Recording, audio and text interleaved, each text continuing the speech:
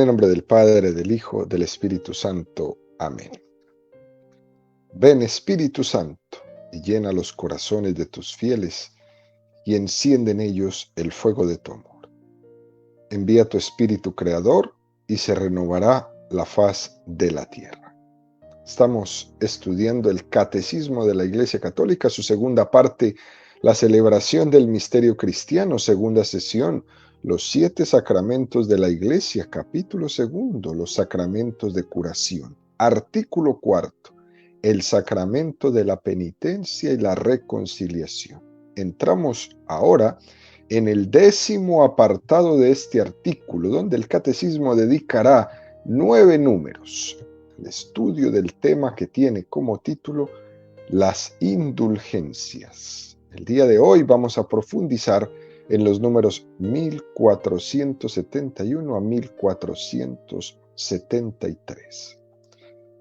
La doctrina y la práctica de las indulgencias en la Iglesia están estrechamente ligadas a los efectos del sacramento de la penitencia. Por eso el Catecismo nos presenta en estos momentos este tema de las indulgencias y dedicaremos estos 9 números a intentar entenderlas.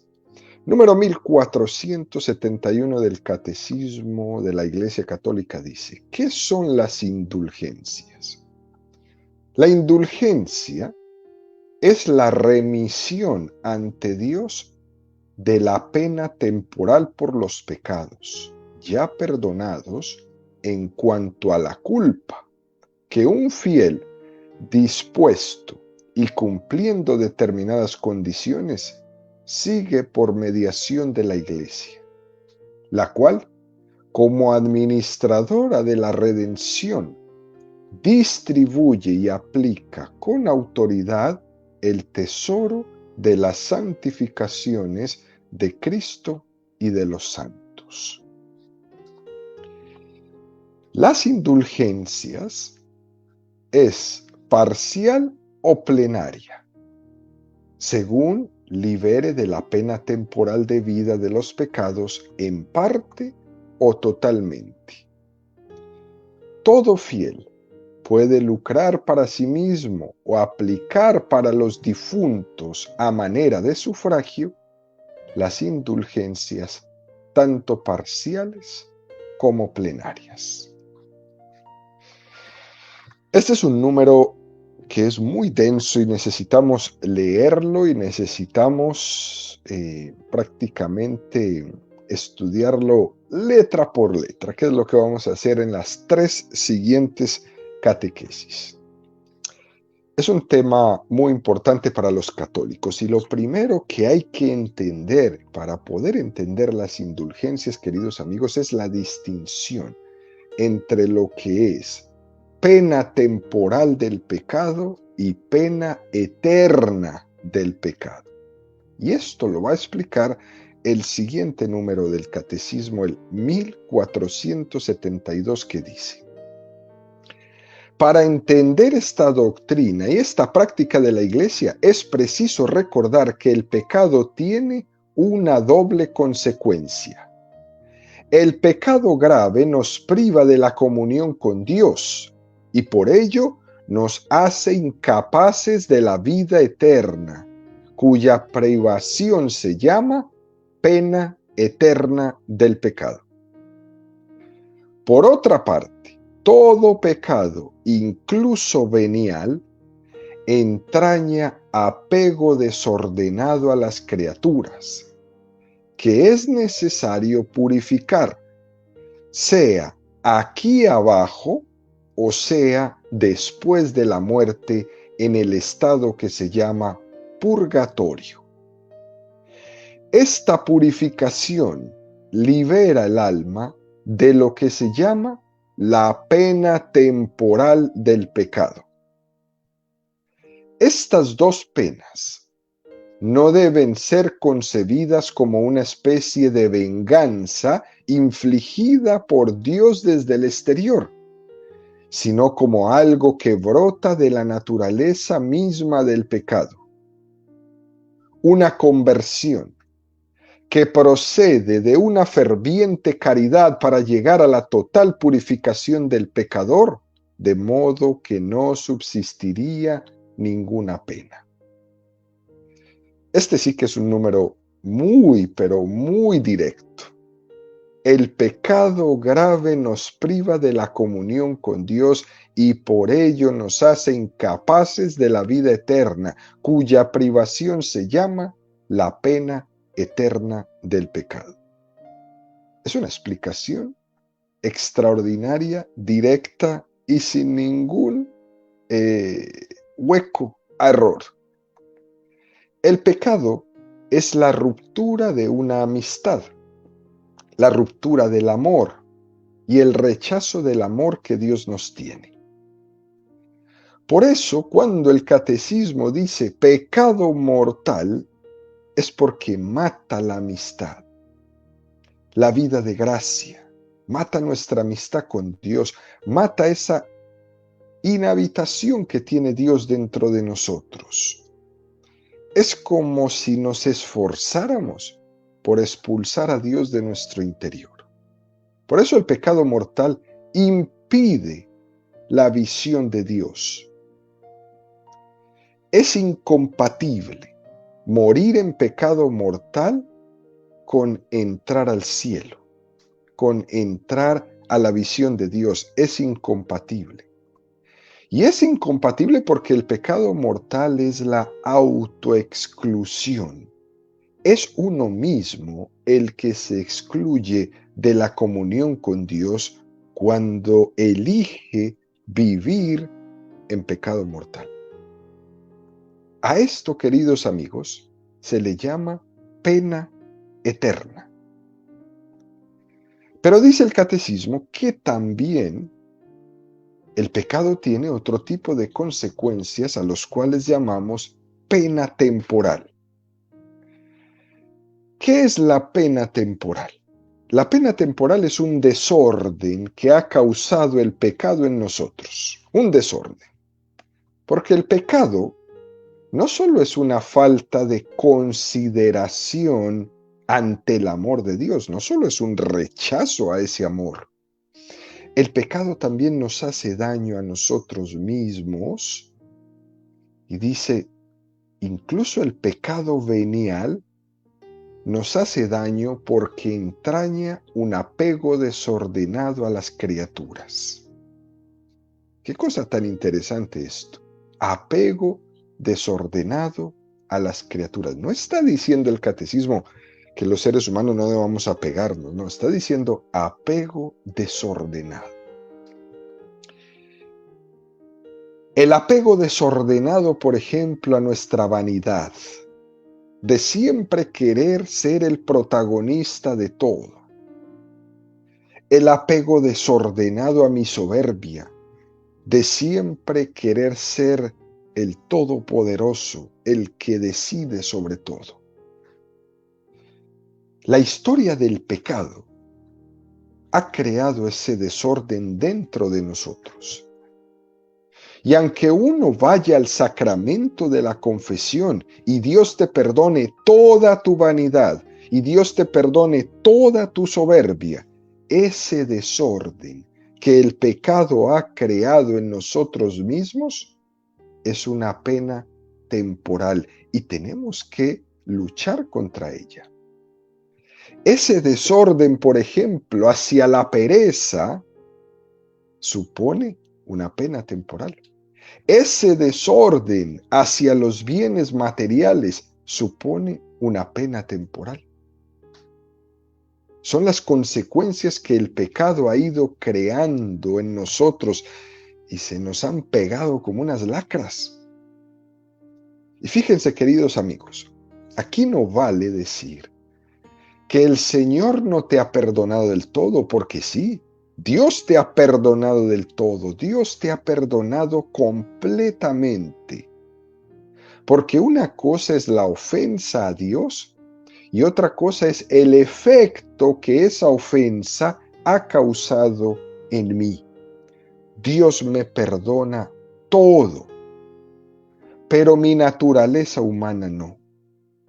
La naturaleza humana se va a quedar dañada por mi pecado y me va a hacer sufrir mi pecado. Dios puede perdonarle a una persona que se drogue, que se inyecte, pero su cuerpo no se lo va a perdonar nunca.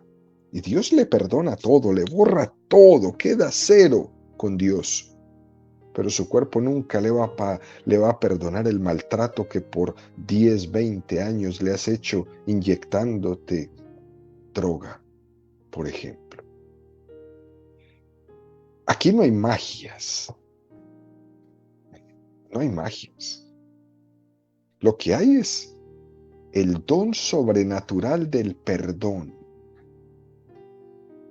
Pero el desorden que ha dejado en mí el pecado, esos hábitos, esos vicios, esos apegos desordenados, tendremos que trabajarlos por el resto de nuestra vida hasta que esos desórdenes sean sanados.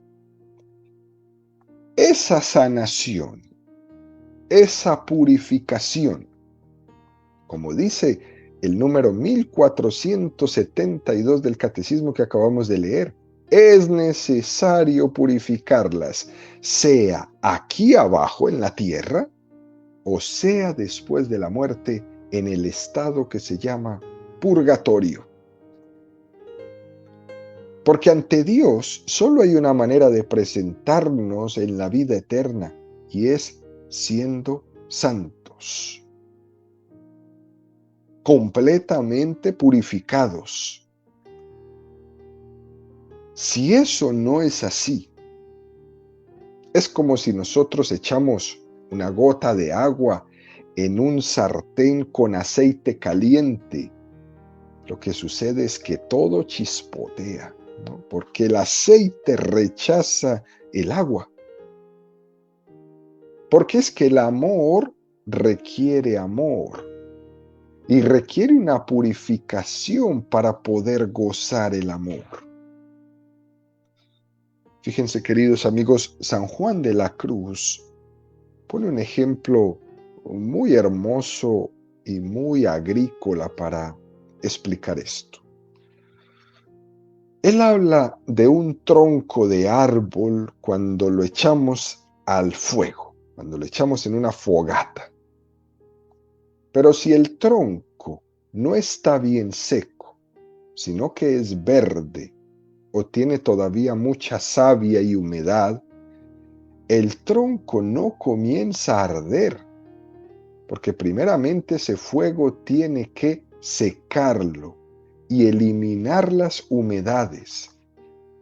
Y ese proceso empieza a que ese pedazo de madera empiece a crepitar y a ir expulsando como una especie de espuma todas esas humedades que tiene adentro. Y cuando el tronco ya ha secado completamente, es entonces cuando el fuego se hace uno con ese tronco y se convierte en brasa incandescente. Ese árbol se hace una sola cosa con la llama. Pero ha tenido que quitar la savia y la espuma y la humedad y cuanto no estaba listo o cuanto le impedía hacer brasa. Esa imagen es la que se llama la llama del amor viva. Es la imagen del cielo.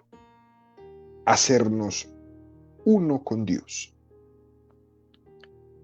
Esta tarea de la purificación es muy importante en esta vida, porque no se puede gozar de Dios mientras no se hayan purificado todos esos apegos y desórdenes interiores que el pecado ha dejado en mí.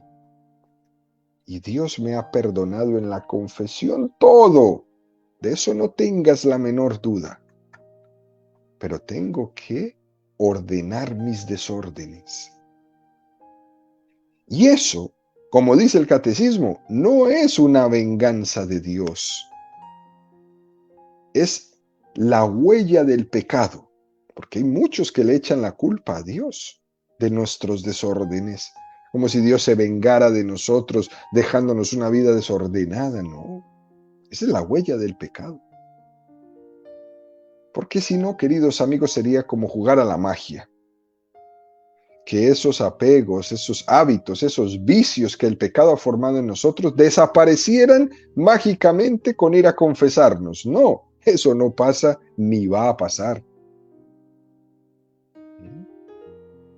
Porque si así fuera, la tarea de santificación no requiriera de la colaboración del hombre, y la colaboración del hombre es importantísima. Miremos el santo de hoy, San Camilo, cómo le tocó ir a la guerra, regresar, era un avaro, era un jugador, después hizo la primera experiencia de entrar en el camino de conversión, de ahí salió, se fue nuevamente a la guerra, volvió y regresó. Muchos desórdenes que había que ordenar, y Dios quizás cuando se confesaba con San Felipe Neri, Dios le perdonaba todo su pecado, todos sus pecados. Pero él tenía que arreglar sus desórdenes. Dice también este número del catecismo: estas dos penas, la pena temporal y la pena eterna, no deben ser concebidas como una especie de venganza infligida por Dios desde el exterior, sino algo que brota de la naturaleza misma del pecado. Esto es importante entenderlo, queridos amigos, porque sería totalmente injusto que después de que hemos rechazado nosotros mismos el amor de Dios, porque hemos querido rechazarlo, ese amor de Dios que se ha expresado en la cruz de Jesucristo, sería supremamente injusto que le echáramos a Dios la culpa de la posibilidad de mi condenación, cuando Él me ha puesto todo. Es el propio estado en el que queda el hombre como fruto del pecado mortal lo que le incapacita para el cielo. No es una decisión caprichosa externa al hombre de parte de Dios, no. Es una decisión consciente del hombre, fruto del pecado mortal, la que le incapacita para entrar en el cielo. Es verdad que en la Sagrada Escritura se habla de que Dios como juez nos salva o dicta una sentencia. Sí, eso es verdad. Pero aunque se utilice esa imagen, no podemos pensar como algo exterior y caprichoso, sino que Dios está dictando con su sentencia, corroborando lo que brota de la naturaleza misma del hombre que ha elegido libremente vivir y morir en pecado como opción de vida, y que no aceptó los medios de salvación que Dios le puso en su camino en cada instante. Y Dios lo único que hace entonces es corroborar lo que tú elegiste vivir. Por eso no es injusto Dios. Es más, es tan justo que respeta tu decisión. Dios no hace una sentencia de condenación sacada de la manga. Dios la hace respetando tu libertad. Lo que se dice de la pena eterna, se dice de la pena temporal. Cuando un alma, aunque esté perdonada por Dios, tiene una serie de apegos y de desórdenes que tienen que ser purificados en esta vida, los tiene que purificar. Los tiene que purificar. Porque hay un estado del alma que ha de ser purificado. Y no se trata de un capricho de Dios que me lo pide, como si Dios fuera un juez humano que está condicionado por muchas cosas y por una interpretación personal de la justicia, no. Dios sabe muy bien lo que he hecho yo con mi vida y por eso me pone todos los medios para que corrija mis apegos y mis desórdenes. Y termina este número diciendo que una conversión que procede de una ferviente caridad puede llegar a la total purificación del pecador, de modo que no subsistiría ninguna pena. ¡Qué cosa tan hermosa! Una caridad ferviente. Quiere decir que nosotros tenemos que estar inflamados del amor de Dios, de la perfecta caridad, de un perfecto acto de contrición. Porque si buscamos el amor de Dios, ese amor de Dios es tan fuerte que no únicamente puede llegar a perdonar la culpa más grande, lo que llamamos la pena eterna, sino que ese acto de amor puede llegar a purificarnos de cualquier tipo de apego y de desorden, a los cuales llamamos pena temporal. ¿No? Como el catecismo nos va llevando, queridos amigos, a entender estas dos cosas que en algún momento parecían como medio raras cuando nos hablan de las indulgencias, la pena temporal, la pena eterna. Y termina este número del catecismo diciendo: todo fiel puede lucrar para sí mismo o aplicar por los difuntos a manera de sufragio las indulgencias, tanto temporales como eternas. Y esto es muy hermoso, porque existe una comunión tanto con los hermanos vivos como con los difuntos. Y por eso podemos ofrecer la Santa Misa. Y podemos aplicar la indulgencia plenaria o parcial en favor de un difunto.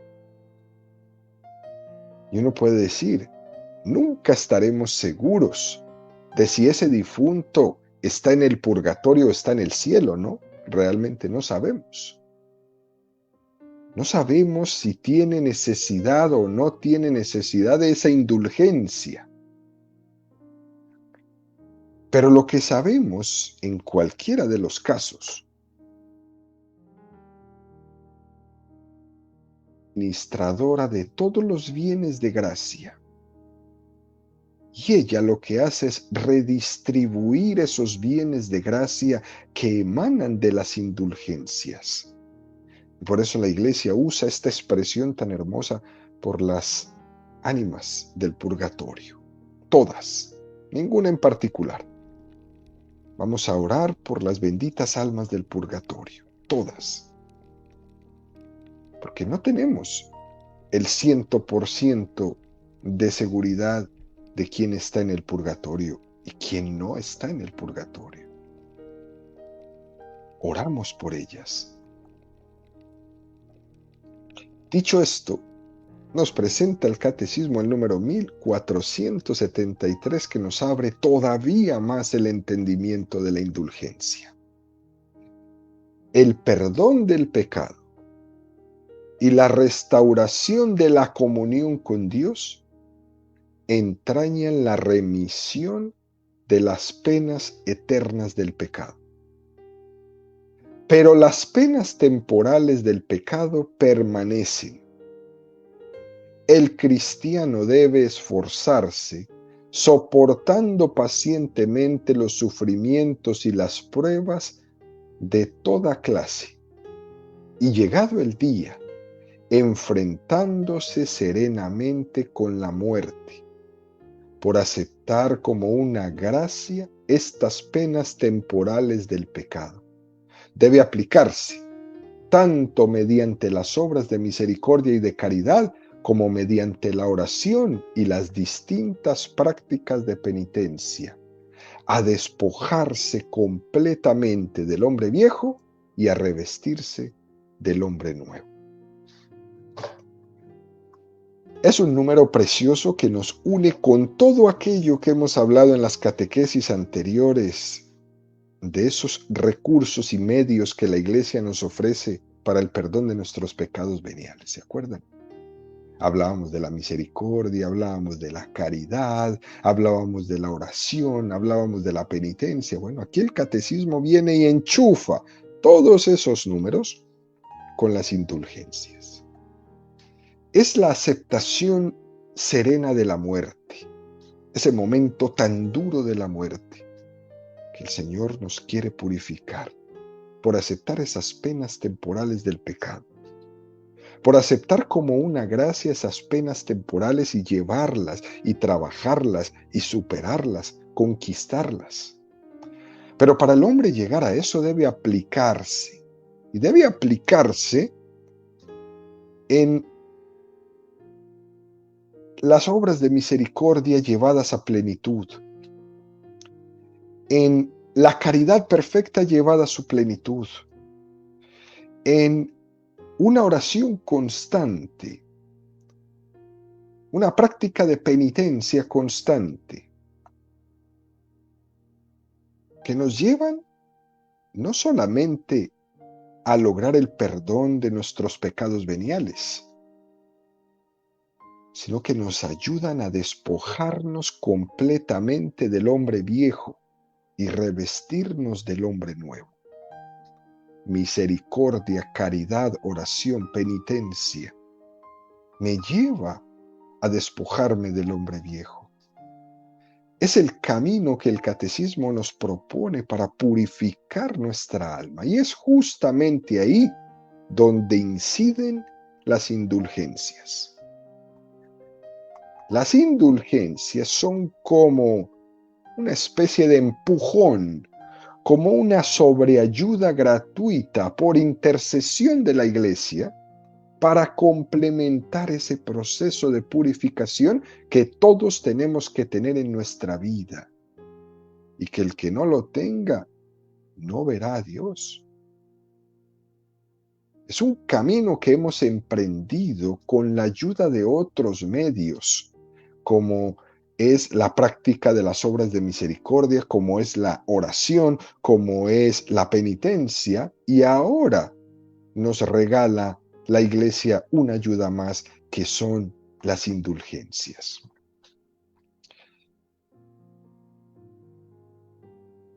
Donde uno se ha ejercitado suficientemente, entonces ahí se va formando la virtud.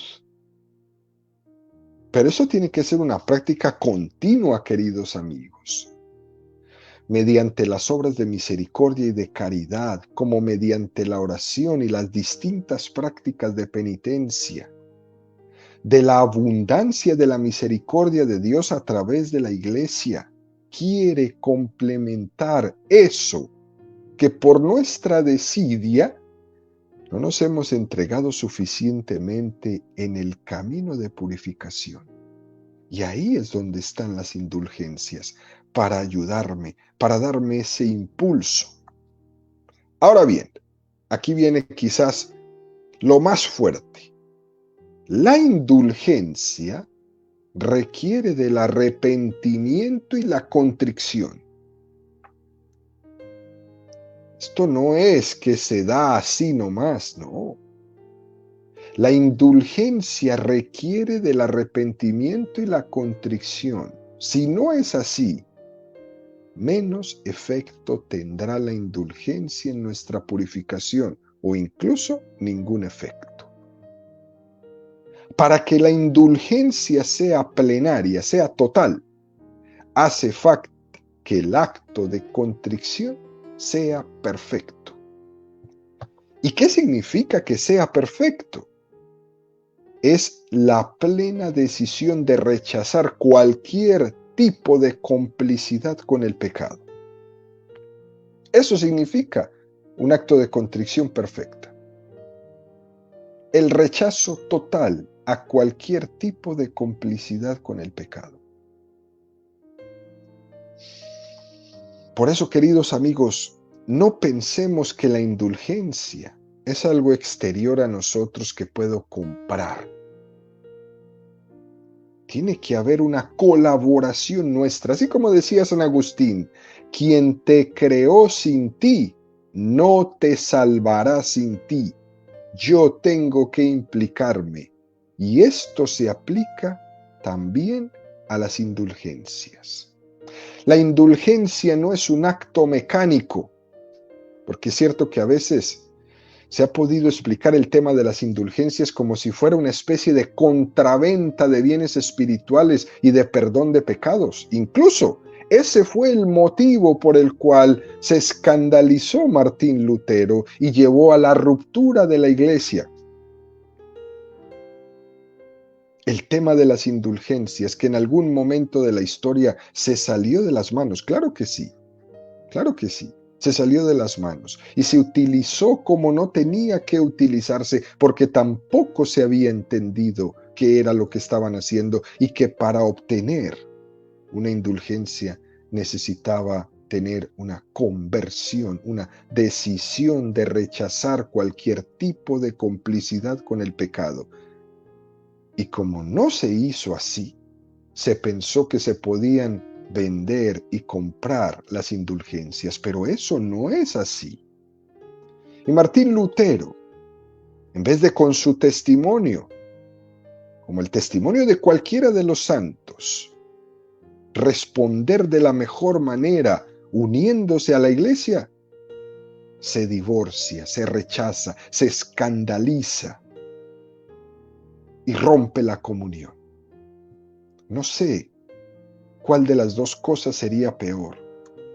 Si el escándalo de las indulgencias, que después de todo volvió a recobrar su camino esencial como lo tenemos hoy, o el escándalo de romper la comunión para tener el desastre que vivimos hoy día. En su tiempo, las indulgencias pudieron ser presentadas como algo que se podía comprar, como que parecía que no requería esa contrición y que no requería una disposición interior de una perfecta humildad y de un perfecto rechazo al pecado. Pero aunque haya pasado lastimosamente esto en un momento de la historia de la Iglesia, no significa que esa era la intención de las indulgencias. Es verdad que la Iglesia pide una serie de actos externos para adquirir esas indulgencias, sí, eso es verdad. Pero esos actos externos han de ser la expresión de la contrición perfecta interna. Si no es así, puede que un peregrino obtenga una indulgencia yendo de peregrino a Jerusalén, entrando en un lugar santo, o yendo de peregrino en el camino de Santiago de Compostela.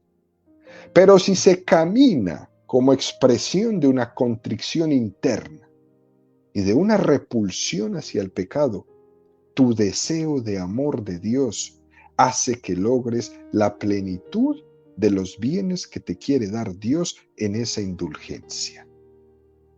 De lo contrario, ese acto exterior de caminar en Santiago, de caminar en Jerusalén, de visitar un lugar santo, de asistir y de cumplir unos determinados ritos externos o normas externas de las indulgencias, si eso no viene acompañado del acto interior, entonces no tiene ningún efecto.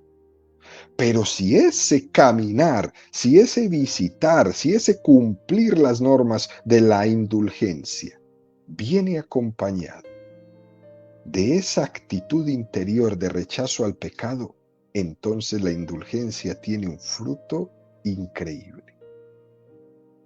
Es un completar por parte de la Iglesia y por los méritos de los santos eso que falta en nosotros de purificar lo que el pecado ha dejado en nosotros de desorden Y por eso camino en Santiago, y por eso camino a Jerusalén, y por eso camino a Medjugorje, y camino a Fátima, y camino a Lourdes, y camino al anciano, y camino a Roma, y camino al Padre Pío, y camino a Guadalupe, y camino a Aparecida. Claro que sí, porque ese acto externo, unido con mi intención de conversión, con mi intención de rechazo al pecado, con mi intención de rechazo a este bendito desorden de vida que tengo, me va a regalar Dios la gracia para conquistarlo. Esto es, pues, queridos amigos, una pequeña introducción de las indulgencias que tenemos que entender de entrada para seguir entendiendo el conjunto de lo que es las indulgencias dentro del cristianismo católico. Porque lo importante no es la obra en sí misma, sino que depende en gran parte del acto de contrición.